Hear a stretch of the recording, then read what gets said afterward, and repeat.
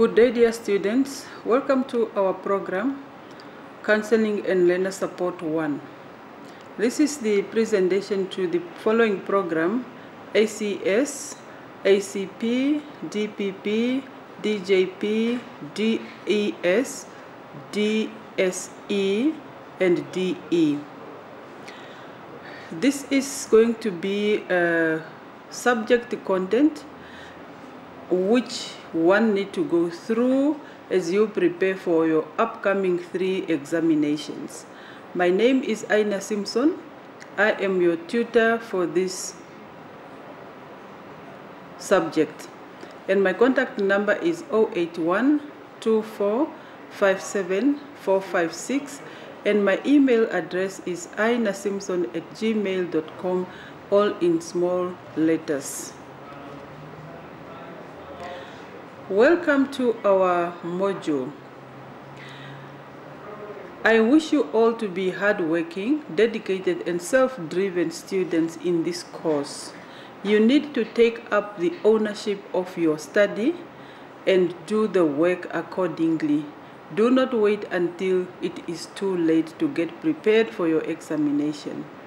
And this presentation will take us through the subject content as well as how to approach questions in terms of examination preparation. The subject is about counseling and how can we help our learners. As a teacher, you are expected to understand the well-being of children and adolescents in order to help them. Only when you understand a child as a whole, then you are able to assist that particular child. Information learned in this module should achieve a holistic view of teaching practices and learning. We are looking at the information being taught and the knowledge we get in this module. It helps us to understand the child as a whole and how to take up our teaching practices as well as how the learners can learn from it. Educational institutions need to counsel and support learners to promote emotions and skills that enable learners to benefit most from their education. We have educational institutions, that is school and other places. They are required to support and counsel learners in order for them to deal with their emotions and also to enable them to have skills as to how best can they deal with their personal problems. Counseling and support services helps learners to understand themselves better, discover personal abilities, and develop goals. It is very important that we understand what the subject entails and what is the purpose of this subject. It is there to support learners so that the learners understand themselves. Whatever problem they may face, they could also get to understand what the problem is and themselves, personality, and also how to develop goals as to what is it that they want to achieve in life. Examination questions are not only aimed at assessing factual knowledge of the content of the module, but also at assessing the ability of the students to apply the knowledge in practical situations. You need to understand what a child needs. You need to understand if at all the child has a problem and how can you best assist the child. And when we have questions, these questions is not only to ask what or describe what. It is more of practical, where you need to understand how can you go about a certain issue. Make sure that you understand and you know the outcomes and exercises of each unit, as most of the examination questions will be based on exercises and exit outcomes. This is very important that we look at what are the outcomes, learning outcomes, meaning what is expected of us to know in each unit of our book. And also at the end of every unit, there is a part which is the exercises which are taken from the unit. So it's just one way of assessing yourself. After you have read a specific unit, you go at the end or somewhere, some they are in the middle of the unit up to throughout, and these questions are based on that specific unit. The idea is to assess yourself to see whether you have understood whatever you have read and so on. Know the meaning of the action verbs in the study guide in order to understand the question demand. This way you will know what is expected from you when answering the questions. If the question, for example, asks you to explain, you cannot only say and leave it out there without explaining the factors that you were asked. And also, if you are to analyze, you don't just say and you leave it there. You look at it, you find the depth, you say it more into depth. It's not just to say you state few points and you leave it there. And this is how most of our students end up not earning themselves good marks. So you read and you look at the action verbs and you look at the demand of the question, so that at least you understand what is being asked or what is it's required of you to do. It's very, very important that we understand that part. The assessment policy of our book is, or subject is, a final pass of 50 marks. It's also in your book, in your study guide, which is 50%, and this is calculated by 60 of the examination mark and then 40% of the semester, which is a continuous assessment. And in this case, we are talking of assignments. So in examination, you are expected to score at least minimum 60, and then in your assignment, you are expected to score 60. That is in total 100, and then divided by 2, you get a sub minimum of 50% that you need to obtain in order to pass the subject. And I urge you to aim higher than 50%. That I believe you can do. Examination format, it's a 2.5 hours. The total marks are 120. Then we have open-ended questions that examines your understanding and application of knowledge, skills, and ideas. Now, the idea is when we talk of open-ended questions, we are not writing the closed-ended questions where we only answer yes or no, agree, disagree. We need to get to explain what the question asks us to do.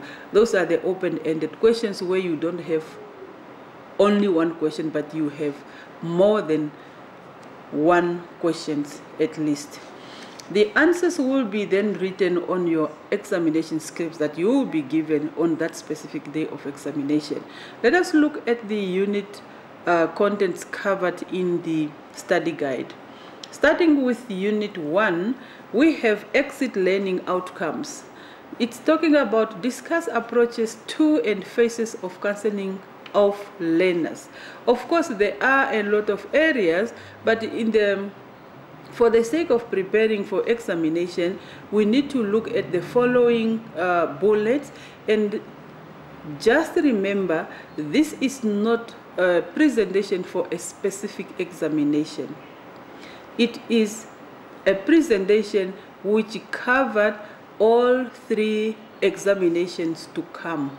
This is now May-June examination, then we have August examination, so as November examination. All 3 examinations are covered into this presentation.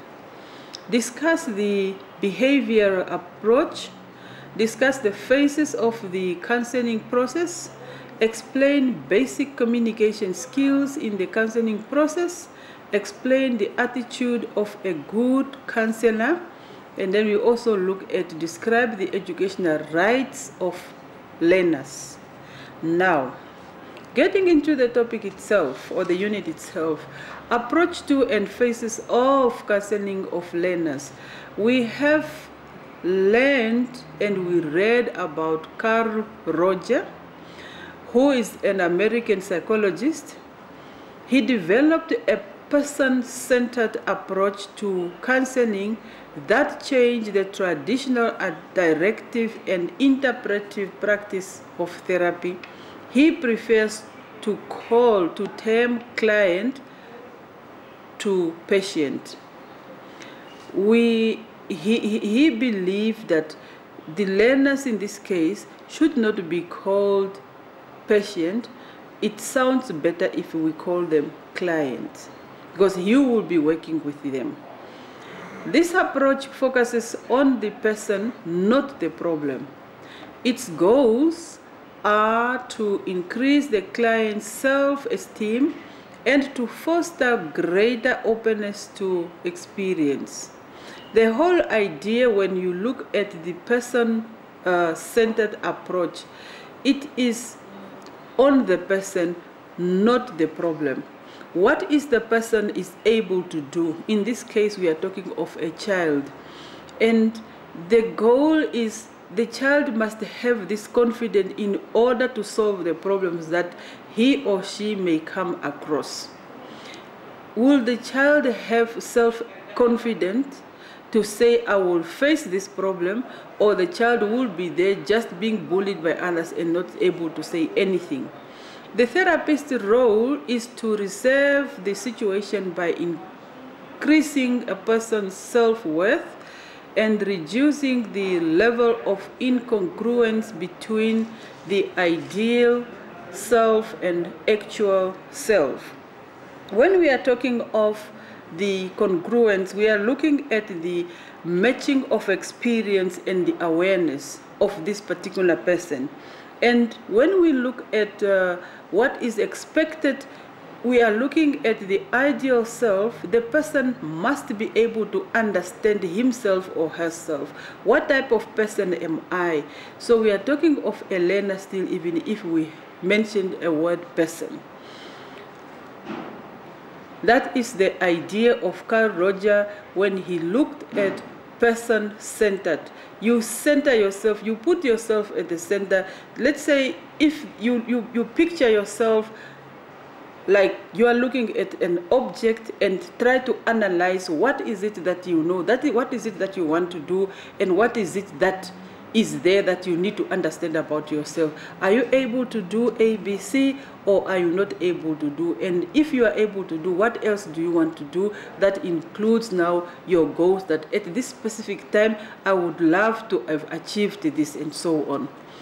The client is responsible for improving himself or herself in his life. The therapist creates an environment where the client feels safe and not under judgment.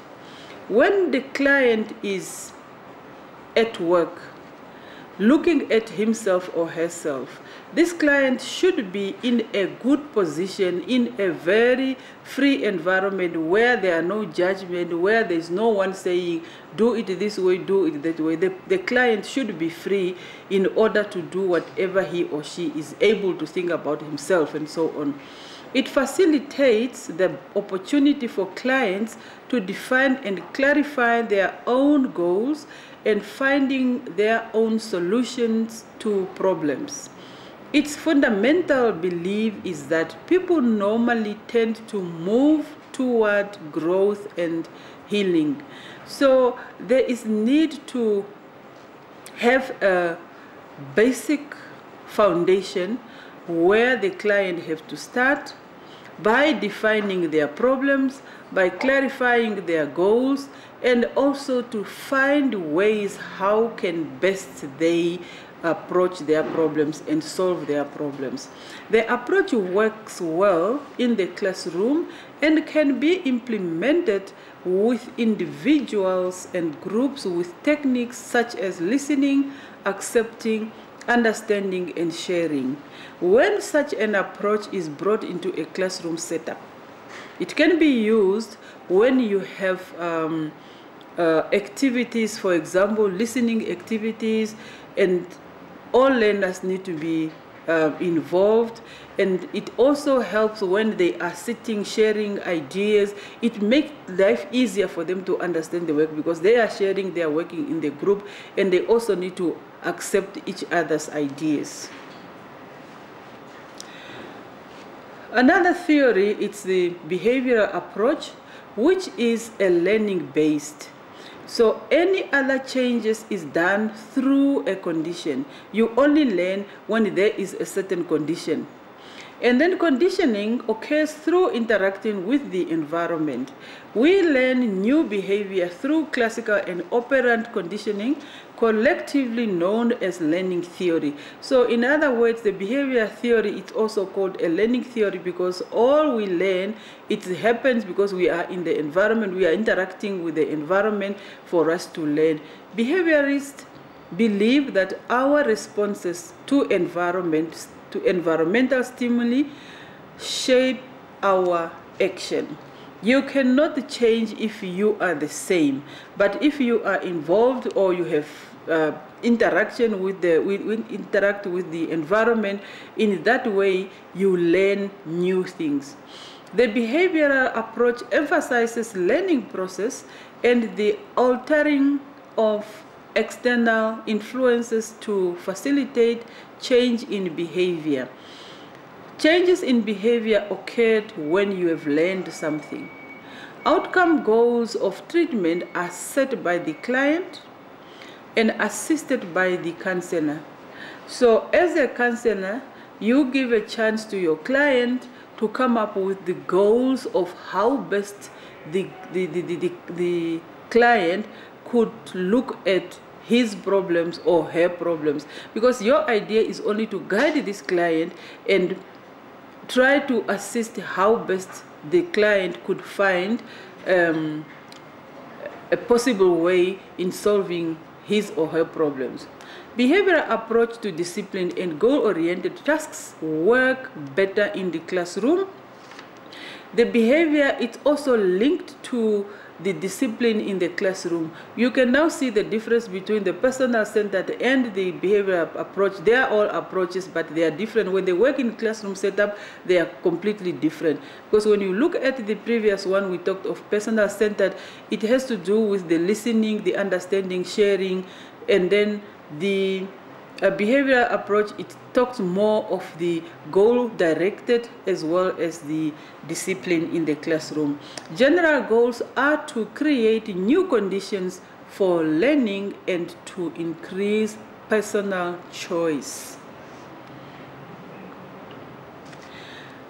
And a brief explanation on the operant conditioning. So this is just to say the techniques are changing simply because of the behavior and then when the teacher exercising discipline in the classroom. And both approaches have the objectives and they also have one can also apply them in the classroom. And then we are looking at the reinforcement, which has a positive or a negative. It works on the positive where you praise or reward learners, and also if it is a negative part, then you stop or remove anything that they like, because you need to reinforce whatever they need to understand, that if they do this, then I will do that. That is now on the positive, on the negative part. If you want them to do something good or to do more, then at least you praise them or you reward them. All that, it's according to the behavior. And then we have the phases of the counseling process. What are these? This includes establishing a relationship, assessment, setting goals, intervention and termination. So we are looking at the phases of counseling process. What do you need to start with? You look at the relationship. For you to work better and good and get good results with your client, you need to establish the relationship. And then you assess the situation. What is the problem that your client might have? And then you set goals that by the end of this time, we should be able to to solve this problem, or we should be able to work on this problem. And then intervention, if that does not work, then you need to bring in other people or to refer the client to someone else who could do it better than you. And then if that is the case, then possibly you only need to terminate the counseling process and let any other person to continue who is doing it much better than you, because if you continue doing it, you could be damaging instead of building your client. The attitudes of a good counselor. What type of counselor should one be? The counselor should know themselves, they should have respect, they must appreciate themselves, they should be original. You don't do things because you have to buy faces and so on, and they must have a sense of humor. The attitude of a good counselor and the principle that reflect the attitude of a good counselor should also be looked into. Principles for educational rights of learners: the right to equality, the best interest of the child has to prevail, the right to life and development, and the respect for children's own ideas. The children have rights, the one we are working with, and even the ones that we are not working with. As a human being, you have rights. So then the same children who are your client have the educational rights that they need right to equality, so they need to be treated the same, and you have to do what is in their best interest, not for your own interest. And then they have rights to life, and they also need to respect each other's ideas. Should you have a group session or in a class setup and someone give ideas, so all the other learners, they need to listen and appreciate the peers' ideas. That was Unit 1. And then Unit 2, evaluate basic counseling and Namibian referral procedures. We are looking at 3 bullets: give an overview of the Namibian guidance and counseling policy. We are looking at how to identify children in need of counseling, and also explain the referral procedures in Namibia. Now, when we get to the Namibian guidance and counseling policy, that includes the support group, counseling support group, school clusters, and school management and regional offices. Those are the places that we need to know. And then when we identify the learners who might need counseling services, we are looking at different situations, and their signs could be emotional warnings, behavioral, physical, sexual, and so on. There are quite a lot, so you cannot only say because the child is quiet, then I should just leave it. And sometimes we have learners who are hyperactive, we have learners who have got behavior. We still need to get to the bottom of the matter as to what causes that, because what we see, we only see the end of it, but then we do not know where did it start and how best can we assist this learner. Basic counseling skills. Now, with what is it that you are expected to do? You are expected to be able to listen and observe as a counselor. You are expected to paraphrase and clarify the problem. Let's say you are talking to a child, and then this child open up to you and tell you the problem is like this. You should be able to listen and observe how the child is talking. Is the child in tears, or the child is emotional, or how is the child? And you should be able to retell the story of this, what the child has said to you, and also sending signals of acceptance like nodding, or you need to show that you are following what the child is saying to you. And questioning and summarizing. You should be able to ask questions if whatever the child says you are not clear of, otherwise you will get the information wrongly. And then we are looking at being concrete and specific, using open-ended sentences, role play, what if game, storytelling, music and art, therapy, metaphors, and working with parents. So all these are skills that one needs to understand, need to know in order to assist the child. And choosing a career, you need to know yourself and get to know the occupation you want to do. So that is also part of basic counseling. You are there to assist your clients. Referral procedures of the counseling process in Namibia that include learners with learning difficulties, special education needs, and also learners with other needs than special education needs. So the learners that need to be referred to or for counseling, they need to be learners with learning difficulties or learners with special education needs and other needs which are not possibly related to education. Educators should be aware on how to detect learners with disabilities, with learning disabilities at the early age. Also, to be knowledgeable about intervention for appropriate care and placement of impaired learners. So we are looking at, in your class, you should be able to detect that this learner is in need of to be assessed. And then these are learners who have learning difficulties. It's better they are identified as early as possible so that they can be placed in the schools which can, or centers which can help them. And the intervention that can be done for them, it's to place them in the compensatory classrooms, or they can get remedial education or different other programs that could assist to alleviate whatever problems they have. And then we move on to Unit 3.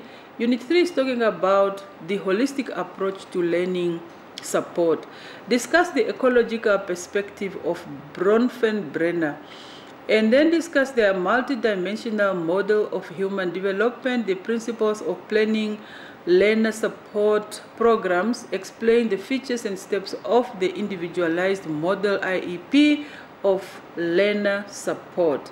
Now, when we are talking of ecological theory perspective of Bronfenbrenner, we have 5 levels. In the 5 levels, the whole idea is we are looking at the engagement with between the person and the environment where the person finds himself or herself. So with the micro, we are looking at the very close family of the child, and then we move on to the institute, the immediate institution where the child is, up to the policies that also has to guide the child. It's very important that we expand this information so that we understand what is entailed, who are the close people to the child, and what institutions are close to the child, and what are these institutions doing, and what are the policies has to do with the child. All these are levels that we need to understand. Relate the barriers to learning to a holistic approach to learning support. There are also some barriers that come along with the learning that we need also to look at. How best can we assist the child? The multi-dimensional model of human development, there are different domains of development and their influences. We are looking at how best the learner communicate and interact with each other, being the peers, being the teachers, being the community members, and so on. Principles of planning learner support programs. There are principles that need to guide us in order to form the IEP program. This is an individualized program for a learner who has a problem. You look at the learner and you come up with this program, which is a specific program for that particular learner, not for the whole class. And then you start with a small part of it. You need to define what an IEP is, its features and steps to provide support to learners. All these are part of the IEP. So we have the principles, we know how to define it, and then with the steps, how to provide support to the learners. And Unit 4, it's about how to counsel and support learners regarding some life skills. Now with the life skills, the problem-solving process to solve many problems of life, we need to understand first of all what the problem is and how to go about assisting, or how to guide the learner in order to find ways to solve the problem. Explain key values and their social in self-concept, peace of mind, interpersonal relations, social acceptance, and status, and stay out of trouble. So these are the values that we also need to look at in our Unit 4. What is it? What is self-concept? What is peace of mind? Why do you need to have peace of mind? What is interpersonal relations? Why do you need to interact with other people, and so on? Explain to learners how to manage one's money via budgets. We all know what money is, and if you don't have enough money, then you need to sit down. Even if you have a lot of money, you still need to know what to do with your money. Not just, have the money, they're off to the shop, you pick any other item, which even if you don't really need it. Problem-solving process include how to solve many problems in life. I think this we have talked about, and then we move on to Unit 5. Discuss the impact of some key challenges experienced by learners. We are looking at the challenges. We are looking at reasons for and prevention of learners dropping out of school. Explain what causes anxiety in learners, and also discuss the impact of poverty, substance abuse, and interpersonal relationship on learners' lives and learning. So with these 3 bullets, we quickly look at the strategies for preventing learners from dropping out. What can the school use in order to prevent the dropout? Of course, we cannot alleviate it, we cannot stop it completely, but it can be prevented, it can be minimized. When what happened, that's what we need to look at. Factors that causes anxiety in learners are, when we are looking at anxiety, we look at the feelings of worry. What causes that? It could be genetic factors that are hereditary and temperaments. We have physical, which are recreational, drugs and withdrawal, poor nutrition, and so on.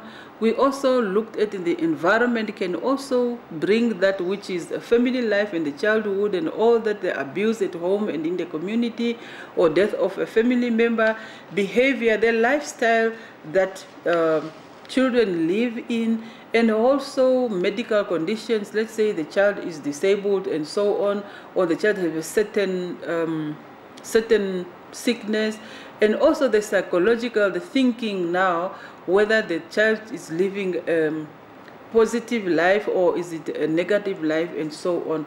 So whereby if a child, let's say the child does not perform well in class, definitely the child will develop certain kind of thinking, of which the child might also have a lack of self-esteem, a lack of assessment, and lack of meaning in life, and so on.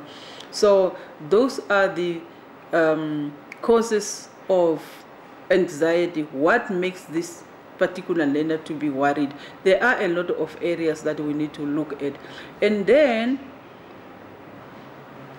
we look at what is it that what impact this has to the learner's life as well as the learning. So the learning, it's caused by the impact could be socio-economic deprivation, which is poverty and so on, and then you also have interpersonal relationship, the relationship the child has with the relatives, peers, educators, and people in society, and so on. It's very important that we look at what are these three bullets, and then we look into detail, not only to say we know the topics and then we end there. We need to read intensively. And then we are looking at Unit 6, propose how to practice good discipline with children, compare autocratic and democratic approach to disciplining learners. And then we look at the explain and apply acceptable discipline techniques, propose and explain unacceptable discipline techniques and their consequences. So we are looking at the definition of what autocratic means and what democratic approach means.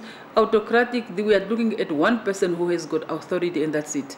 Whatever the person say, it goes by the word that the person say. Whereas democracy, we look at every person or every learner in the class or in the group is given a chance to air his or her views. And we are now looking also at the acceptable discipline techniques. There are techniques which are acceptable, and also we have techniques which are unacceptable, and what could they cause? They have their own consequences if they are not acceptable. And then we have Unit 7, where we analyze basic ideas about nutrition, nutrients, and related health disorders.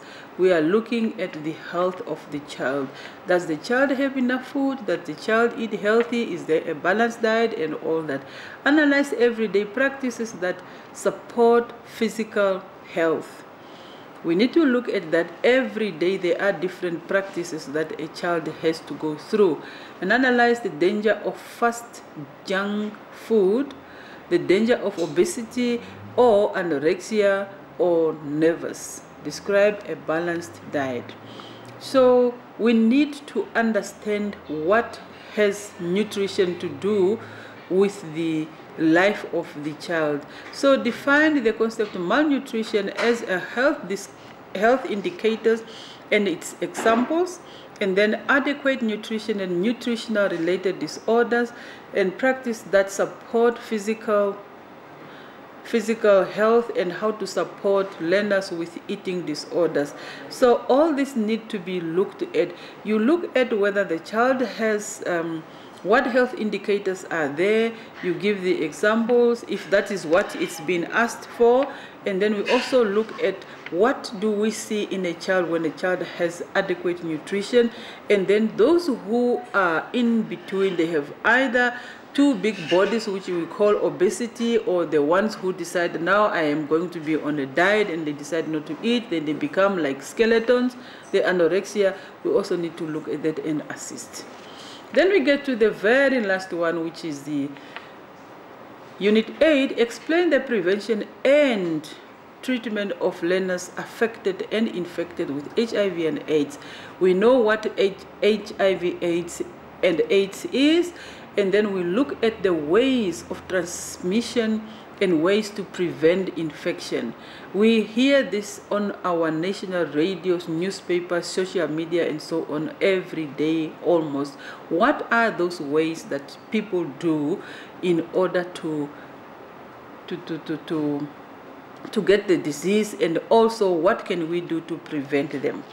Explain the rights of the learners living with HIV. Learners living with HIV, to start with, they are human beings, they have their rights, and worst of it, now they have this disease, they still have their rights to education, which we need to know. And then describe how HIV and AIDS can be managed through antiretroviral drug, proper nutrition, and positive living. We can all say what we think is manageable when we have these drugs, and when we have proper nutrition, and when we want to live a positive life. Factors that contribute to HIV transmission and how new infection can be prevented. This is also part of what we need to know, because what contributes to HIV transmission? Sometimes when a person is drunk, We all know what drunkenness can go along with. The person will lost control and move on left and right, and this could be some of those. And sometimes an innocent person could be pricked by a needle which pricked a person who is living with HIV, and in that way you could be getting it also.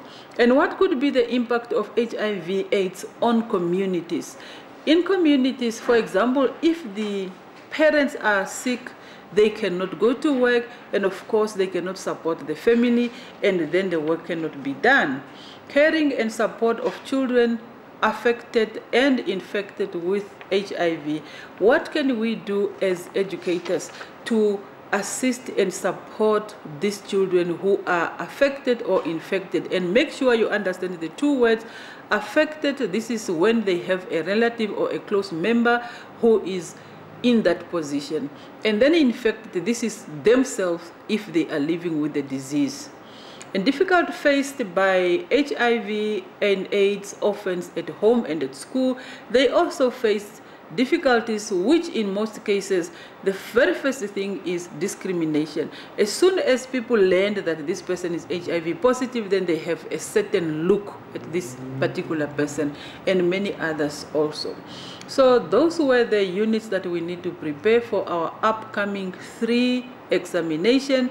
And then the times that you can contact me should you experience any problem, that will be from Monday to Thursday from 1430 and then to 8 o'clock. You are free to call 2:30 to 8 o'clock, and then Saturday and Sunday the same time, 1 o'clock to 8 o'clock. And good luck with your studies.